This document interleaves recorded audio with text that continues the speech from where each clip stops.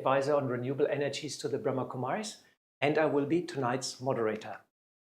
Yesterday, after the opening, the climate conference agreed for the first time for the funds on loss and damage, and it was a bit of a breakthrough to help the world poorest compensate for the damage caused by climate change.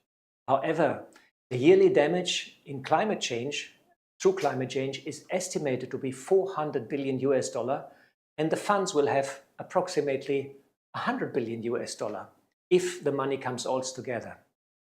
So somehow it's probably cheaper to avoid the carbon emissions at all than to pay for the damage it is causing. So we have to see how it is going on. Today also King Charles gave a very emotional appeal to the world leaders, and it's quite worthwhile seeing this speech on YouTube. It was very nice, very emotional. It put all the points inside. However, again, these were nice words. In addition, also yesterday evening, a small group of Brahma Kumaris members could meet to Prime Minister Narendra Modi on his arrival in Dubai. So lots of things are going on here at the COP conference, and we will keep you updated on the news. I'm very glad to have three esteemed speakers with me tonight. Next to me is Elena Cedillo, and she's the Program Director for Climate Justice of the Lutheran World Federation. She works on the promotion of implementation of innovative climate change projects and promotes advocacy on climate change projects in various UN bodies. She's organizing and leading the Lutheran delegation to the COP28. She has also published various research papers. Welcome very much to our panel. I also like to welcome our special guest today, Alan Otaro, and he's the founder and executive director of the Catholic Youth Network for Environmental Sustainability in Africa, based in Nairobi in Kenya. Alan is also a founding member of the Global Membership Council of the Laudatio Si movement. He's passionate about engaging young people and faith communities in promoting environmental sustainability with a strong social justice perspective. And last not least, I would like to welcome Sister Jayanti Kriplani. She's the additional administrative head of the Brahma Kumaris, a spiritual organization with more than 5,000 meditation centers in India and 600 abroad. The Brahma Kumaris is accredited to the UNFCCC process since 2009, and Sister Jayanti has been to almost all the climate conferences since then. And she's also the main representative to the UN. So without further ado, I would like to engage in our discussion, and I've prepared a couple of interesting questions, and I would like to start with you, Elena. You have been several times to the climate conference, and let me ask a very personal question to you. What motivates you and what drives you to come to these huge and busy climate conferences? Also, please share briefly what action has to be taken to curb climate change, and what do you expect as an outcome from this climate conference? Thank you so much, Golo, for inviting me and also for this question. I think when you ask me about motivation, I am a faith person, and the first thing that motivates me is to help people in need, because I really saw, for example, in Central America, how people is suffering because of the impacts of climate change. You know, in the dry corridor, the extreme weather events. So it's really painful to see people suffering in that way. On the other side, I also think that we can bring something to the table as a faith-based organization. We have some experience. We are the communities in need. On the other side, we also can bring hope. No, it's something that motivates very much, and I think also this empathy and solidarity with the others. So many things for me. It's difficult to explain only in one word, but there are many aspects that motivate me to advocate for climate justice. No? On the other side, when you ask me about what actions has to be taken to curb the climate change, And what I expect as an outcome? Well, it's a really big question, a really important question, and I think that one step that the governments took today is to establish the fund for loss and damage, and now we really need to have funds there, fresh money. No, so we said fresh money because sometimes we are thinking that they will solve the problem to shifting money from one pocket to another, no? And we said, and we advocate for additional funds to really help people suffering the effect of losses and damages. On the other side, there are many other tracks that the governments will negotiate during these 2 weeks, the global stock take. So I also would like to see how the governments will commit, no, to really achieve the Paris Agreement goal, no, to keep below 1.5 Celsius degrees, because we are now living in a world where climate change affects everybody, especially the people in needs. So I think I will stop here to continue then the conversation. Yeah, great. Your answers are very deep, and indeed, it seems money is there, but sometimes it's going in the wrong directions. So we'll have to see that the Loss and Damage Fund will be picking up nicely and everybody will contribute. I heard that my country is Germany. I heard that Germany was the first UAE to donate money to that fund. So it actually became possible. They initiated the seed money for the funds. Wonderful for your answer. And this brings me to Ellen. Ellen, what's your passion? You're quite young, but you seem to be passion-driven. And what's your motivation to come all the way to this climate conference? And how does it relate to your work you're doing in Africa? Thank you, Golo, and thanks for the invitation to be here. As a young person from Africa, I feel this is an important part of my mission as a young person, primarily because Africa is one of the continents that's hardest hit by the effects of the climate crisis, but also that's causing the least in terms of the accountability for the problem, in terms of the emissions. So there's an issue of climate justice there, which is very, very important. But in terms of representation at these intergovernmental meetings, if you look at the numbers in terms of people who participate, Africa is generally underrepresented. And even within the African delegations, the number of young people present in those delegations is also very small. And therefore, as a young person who is part of an organization that has the opportunity to participate at this level, I feel that it is significant and important that I be here so that I can, in whatever way possible, represent the voices of my other colleagues who cannot be here for various variety of reasons. But it's also very key that I am here with my colleagues because we are then able to put the world leaders and other policymakers on notice that we are watching you, we are watching the commitments you are making, and we'll be back at our communities to hold you to account to ensure that those commitments you've made at the international level are also implemented when, as the UNFCCC Secretary said, when the cameras have gone, that you continue to implement those commitments that you've made at the global stage in front of all the cameras and all the media. So that's part of our task, and that's part of what drives me to connect the dots between what's happening at the global level and what's happening at the grassroots. Wonderful. It's very interesting accountability. And yeah, indeed, we have to see what is going on when the cameras are being switched off. Mr. Genti, many companies and organizations, even countries, suddenly go green. Products get an eco label or they become renamed natural.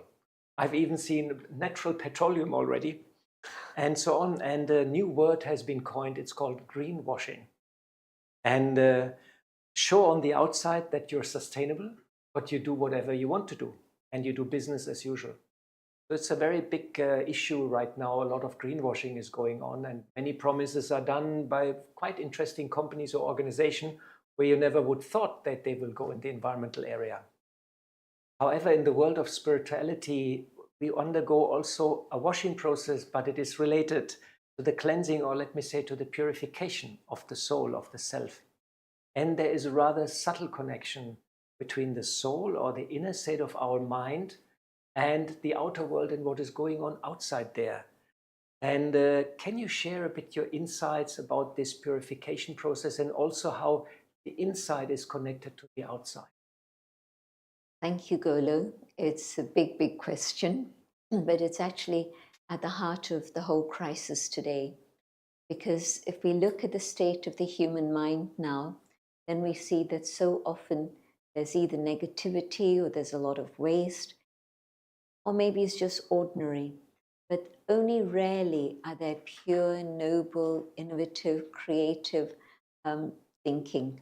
And so when the state of our mind is muddled and confused and filled with negativity, then of course the behavior that we have is the same, and the actions that we perform and have an impact on everything around us is also of the same caliber. And so human beings have made all sorts of decisions that are not in keeping with the natural laws of the universe.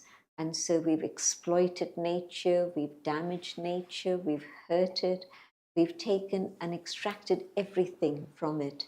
And we've created a state of total imbalance and chaos in nature also.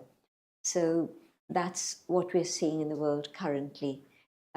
Inside out is the term that we use. Whatever is going on inside can be seen visibly outside. You know, there's a very simple example, and I'm tempted to share it. If there's a boat is meant to be in the water, but the water isn't meant to come into the boat.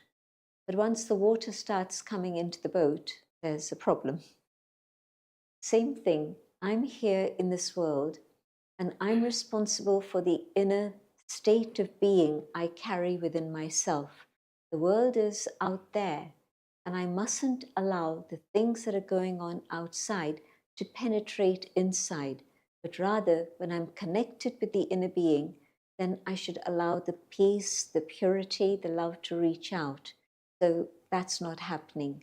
And I think that it's time that we realize that this is the issue and brought about change, so that then we make our inner being powerful through silence, through meditation, and so on. And then we're able to start making the right decisions to take the world in the right direction.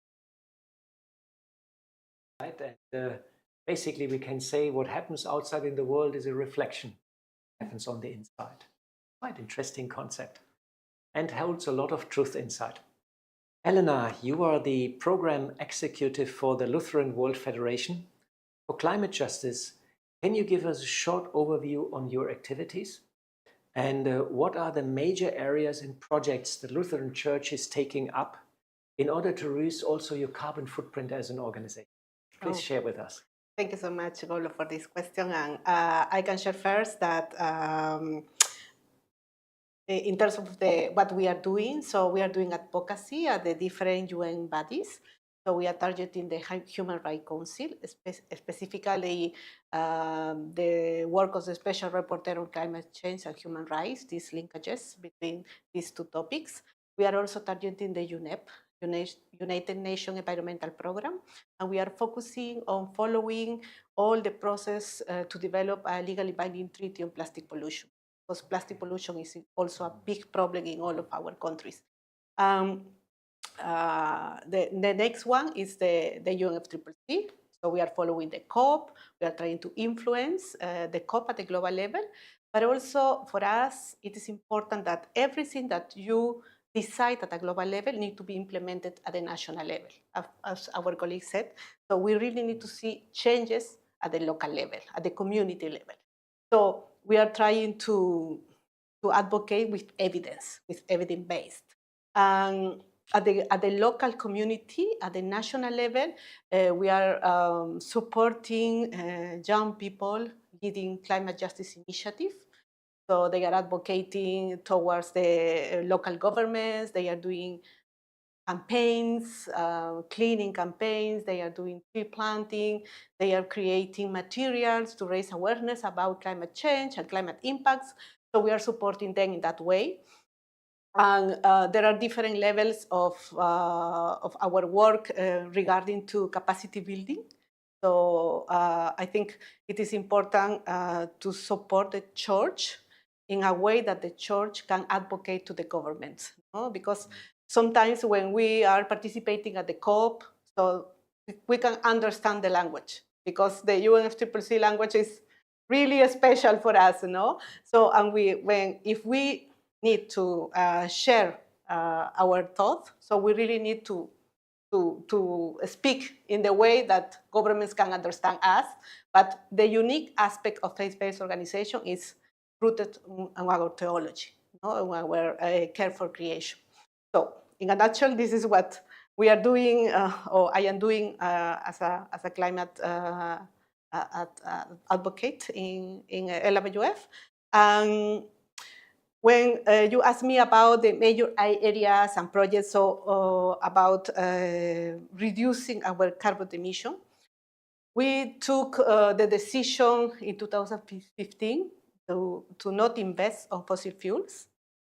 And also, we took a decision to reduce our carbon emission towards 2050. But during this assembly, we had a new resolution from the assembly. So, and the resolution on climate emergency. And we took the decision to accelerate the process to becoming carbon neutral by 2030. So it's a huge task in our work. So, and also we need to work across all of our member churches, no, that are in different countries and face different realities. But at the first time, what we are doing is, of course, compensate our travel. Sometimes we cannot avoid traveling, but we really need to compensate our travel. So we have a fund to compensate all of our travels, and then we invest this fund on tree planting or promoting advocacy at the local level with our member churches and other stakeholders. On the other side, we implement, so we change our procurement process. So because we also need to work with others that are committed to take care of creation. So I will stop there, because I think we can discuss more. These are really great news, and this is a major step to become carbon neutral until 2030. And it would be lovely if everybody is trying to attempt this, because then we would have much less problems and we would have a clear roadmap also, because not that much time until 2030. No. It's another 6 years basically. Yeah. Congratulations to take that step. Alan, your work is rooted in the Catholic social teachings and on the care for the creation. And I think when Pope John Paul gave the message in 1990 to the World Day of Peace, you got inspired to set up the Catholic Youth Network in Africa.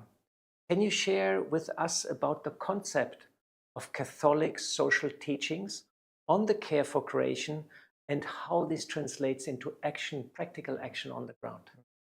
Thanks, Golo. Yeah, that's a very broad question, actually. But just to kind of highlight, Catholic social teaching is really about how we as human beings relate with all of society, our relationships, our interactions. But for a long time, it was limited, or at least in a lot of people's minds, it was limited to the interaction between just people and the rest of society, without thinking about all of creation. Although the church was teaching about this, it was not, much highlighted until probably 2015, when Pope Francis wrote Laudato Si, the encyclical letter Laudato Si, Care for a Common Home.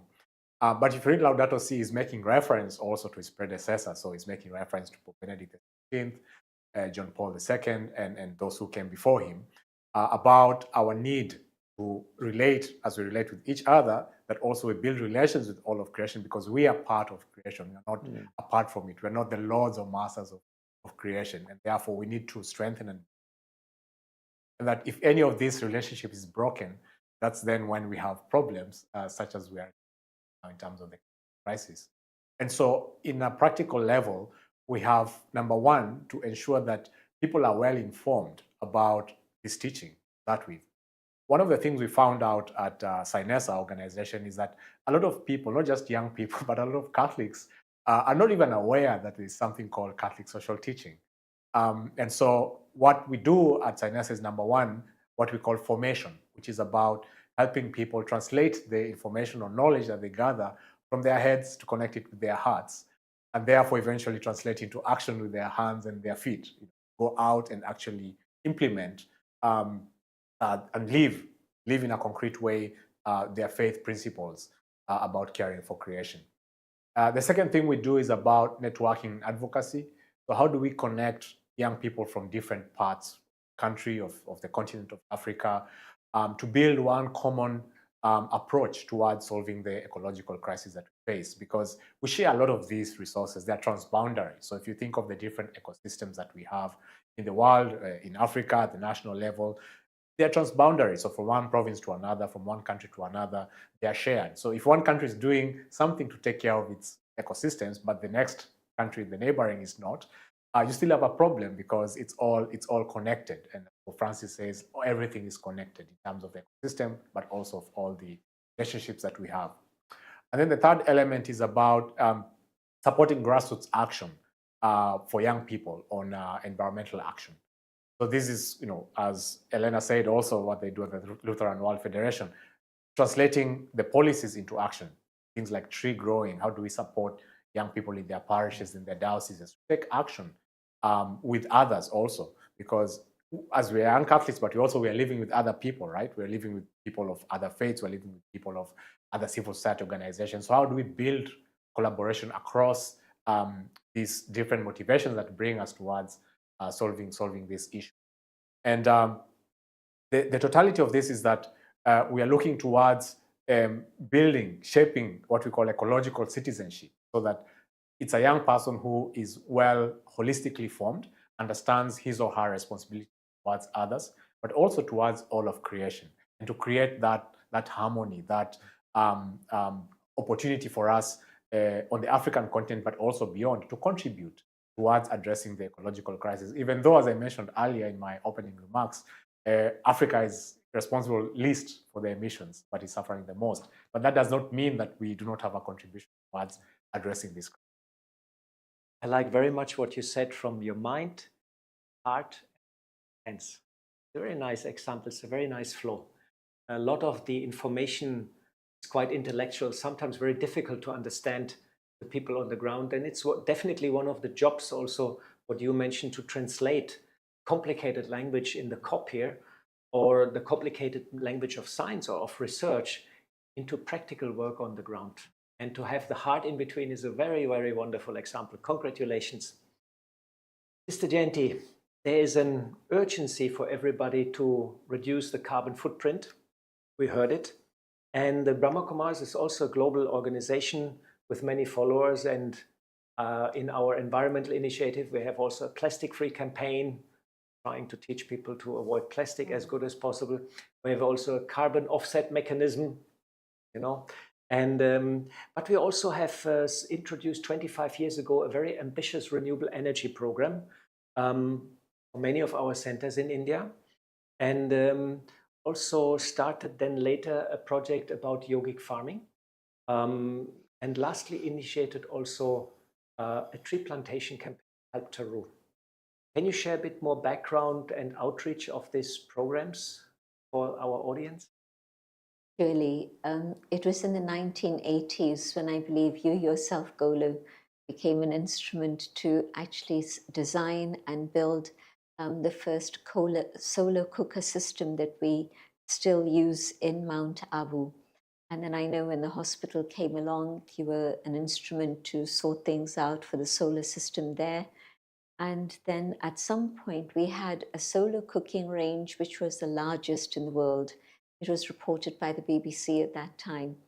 And the policy of the Brahma Kumaris is that knowledge should be shared freely and made available to all. And so you went across to South India to teach other ashrams the same story. And in fact, another ashram now has the largest solar cooking range in the world, which is great. And from there, you went on with a group of people to actually do a lot of research and development in a whole subject of solar thermal power station. And so India 1 is an example of that. And so it provides us with electricity 24 hours. So when we need it the most during the night, it's there available. And it's quite a stunning sight to see because it's like a huge field and it looks a little bit like the moonscape. It's very dramatic, and you must both come and see it one day. So that's been happening. And I see that not just within our headquarters, these are examples there, but there's also been a very great interest and demand from all our centers across India, about 5,000 of them, to have solar lanterns, solar cooking ranges. And so they've also been understanding the value of all of this. India is blessed to have sunshine for maybe 9 months of the year. Now with climate change, let's see what changes. But generally, that's been the case. So it's provided a huge amount of renewable energy for all our activities. The second thing that you mentioned was yogic agriculture. Everybody's aware of organic agriculture and the benefits of that. But also with yogic agriculture, there was a farmer actually in Maharashtra who came up with this idea that his family were following Raj Yoga, meditation. And so they started to follow an ancient practice, which was to have meditation, pray before everything that was being done. And so when the seeds came, they would pray, meditate on the seeds. When they would till the soil, the same thing. When it was time to plant the seeds, again, meditation. And through the whole process of germination, again, there was meditation going on every day. And it's a fact that vibrations impact everything. And so the yogic vibrations have impacted. And there's been 4 universities that have studied all of this and have seen that the results are truly positive and beneficial for the microbes in the soil. So the quality of soil improves, the nutritional value of the plant and the product. So we are now planning a whole scheme to have 70 different farms all over India that are going to have practice so that every area can have access to training and the practice of all of this. The last thing that you mentioned, Gola, was Kalparu. And this was an initiative by young people. And of course, then it reached out to everybody. We've always been interested in planting trees for a long, long time. But this was a very specific program in which everybody was supported with an app. And I think that they were given instructions on what sort of plant would be the best, how to be able to sustain it and maintain it. And that's worked beautifully. So you've had about 2 million trees planted within the last couple of years, just within the last couple of years.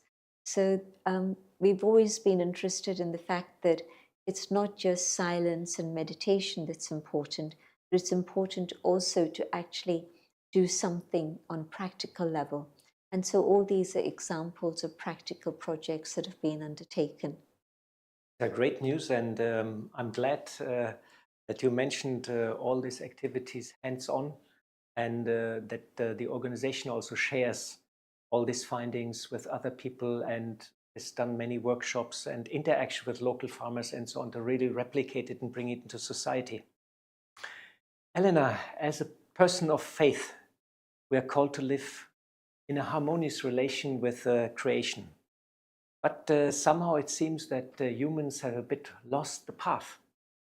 And we also seem to have lost the connection to the divine. Not everybody, but majority of people is not considering much their actions in connection with the divine. And in climate change, we have currently crossed several tipping points, or are close to several tipping points. And humanity by itself will have difficulties to remedy that crisis.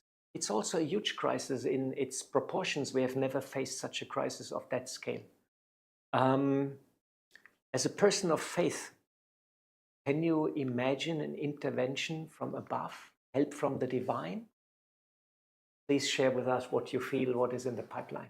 Yeah, yeah. Thank you for this question. I would like to refer what Sister Yenti says. So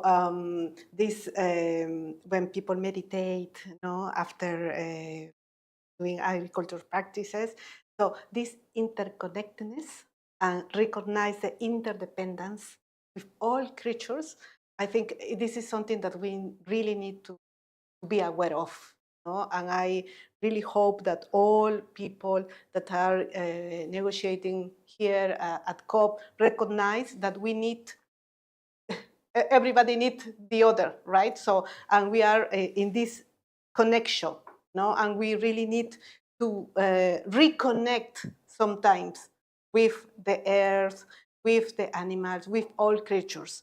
So I really feel that we need to be to recognize again this, and maybe after that we can really find the solution, because we are also thinking about the other in need, and then solidarity comes, right? So I as a people of faith, I always have hope, because if we don't have hope, so if we lose hope, so nothing can happen. And I know that sometimes at the climate negotiation we only see the many problems, and sometimes we feel overwhelmed for all this situation. But we also bring hope to this these dialogues. Today we had some events, and we discussed many activities that faith-based organizations have, and many good examples, and many things that we can scale up and replicate. So I hope we continue having this hope during this COP. That's a lovely news which you are sharing. I just recently read about climate positive. That you see climate positive and you see what is all going on also as a chance for humanity to grow and to transform.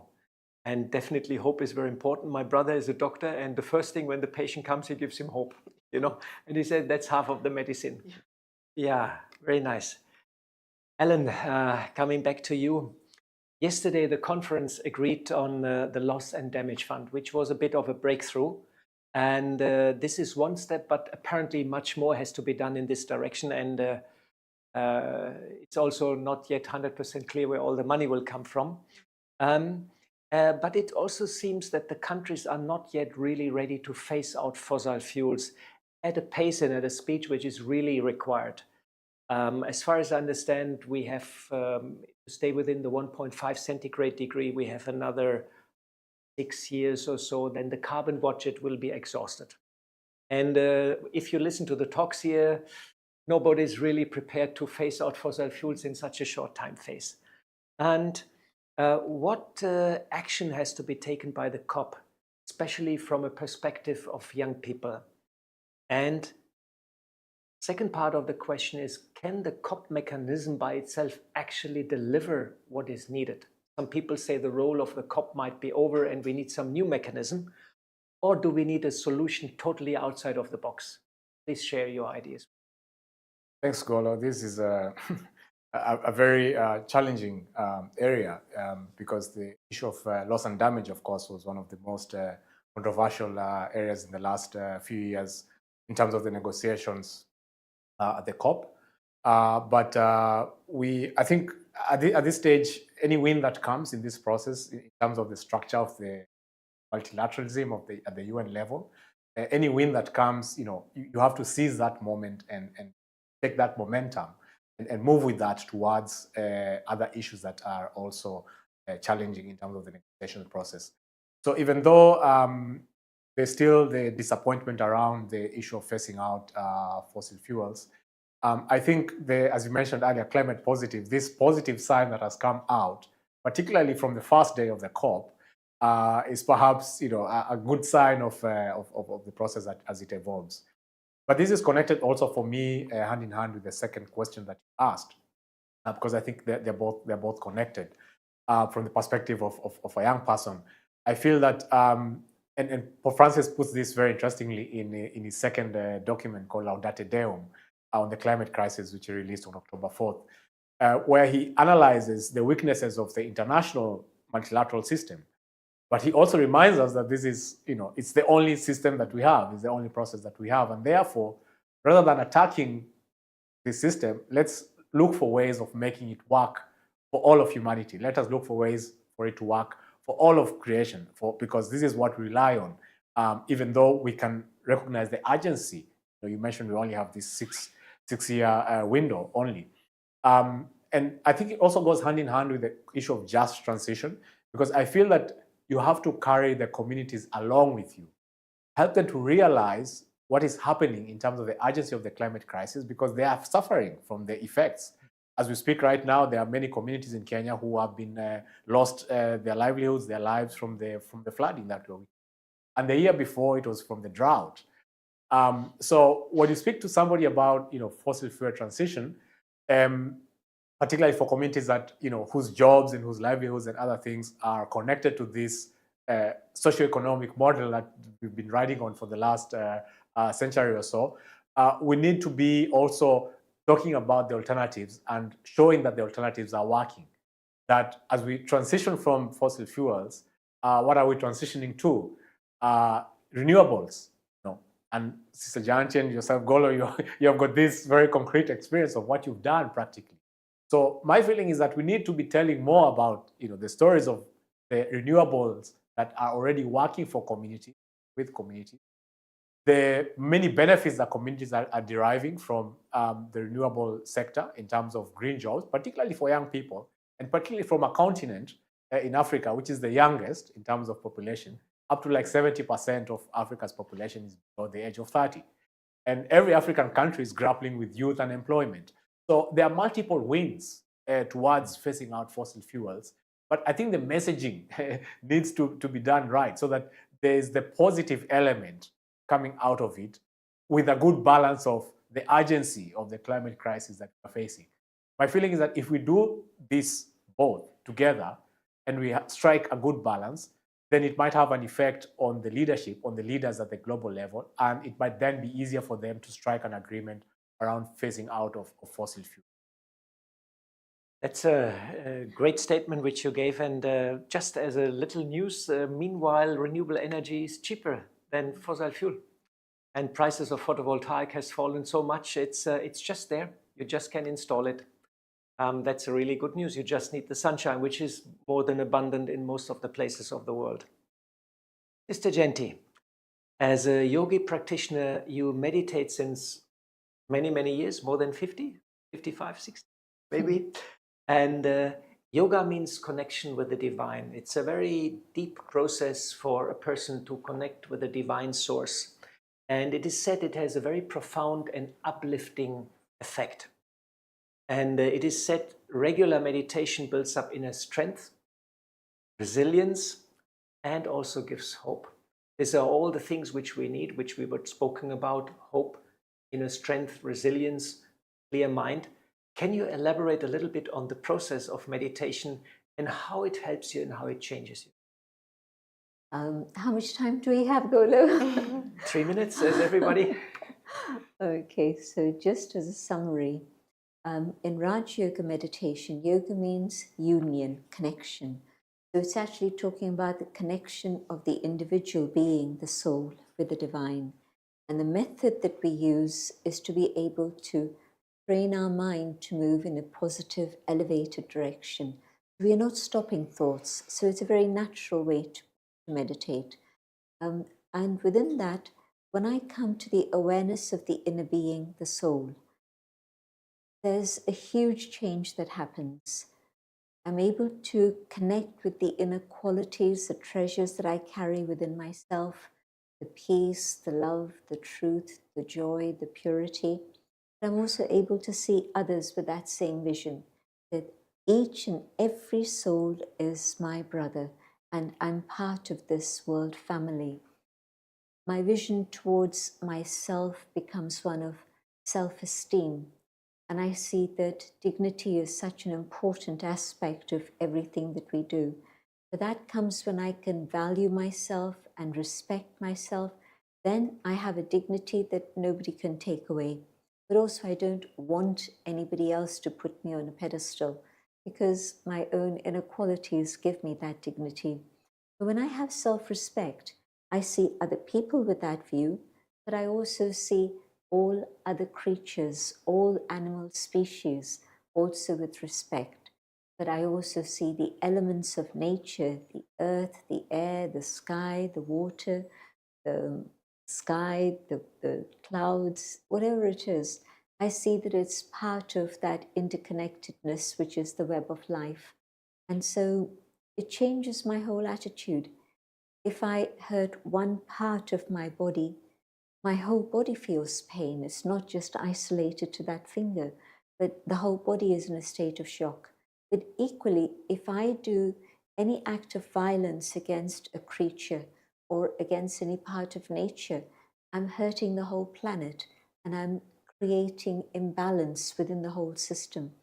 And so meditation teaches me how to be able to balance myself, understand the relationship between mind and body, and how a powerful, pure mind can keep the body in healthy condition, but equally a powerful, pure mind can restore balance to nature also. And so there's benefit on all levels, personally, interpersonal, but also to the rest of life and the creation that is such a beautiful creation that has looked after us with such care for millennia. And we've destroyed our home, and it's now time to repair it. And it has to be now. We can't postpone it or delay it any longer. Wonderful insight. And this reminds me, when you meditate regular, you understand the web of life, and everything is interconnected. Then you take the right decision and the right choices. This brings us now slowly to the end of our panel discussion, and we just maybe have enough time to collect from everybody one good wish for the COP. One word. One word. So, commitment. Commitment, very nice. Sister Jayenti, what is your wish for the world, COP? People accepting responsibility. Commitment, responsibility, and Alan? For the COP, urgency. Urgency, commitment, yes. Responsibility. Oh, nice. A wonderful collection of words, and let us memorize them. And I like Sister Jayenti to speak for 2 minutes, a meditation for all of us to really experience this connection to the web of life. Sister Jayenti, please. I go on an inner journey, and in this awareness, I realize that within this physical body, I am actually the energy that's making everything happen within the body. And this energy that I am is a being of light, located in the center of the forehead. I become aware of this. I accept this, that I, the living being, soul, am separate to this physical body. And in this awareness of who I am, I can actually share peace, light, with my own physical form, but also I can share these qualities at all times with everyone I come into connection with. And in silence, on this inner journey, I recognize not only does peace lie within, the truth, love, joy are also within the inner being that I am.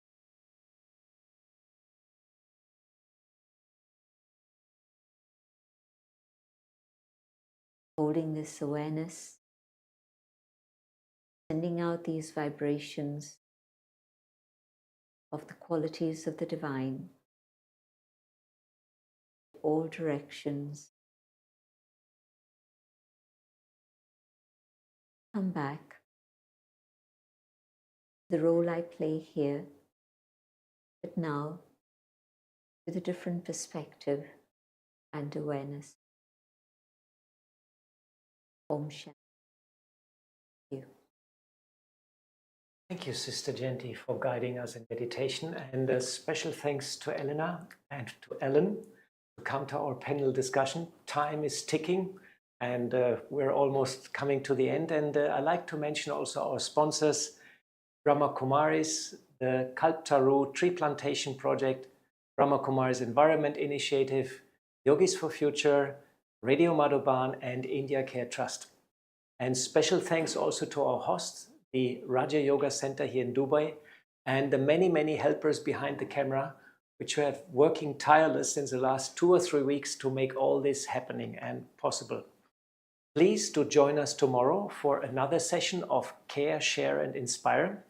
And for details, you can visit our webpage at www.echo.brahmakumaris.org. And last not least, thanks very much to you, our audience, to staying all the time with us. Thank you very much, and good evening from Dubai.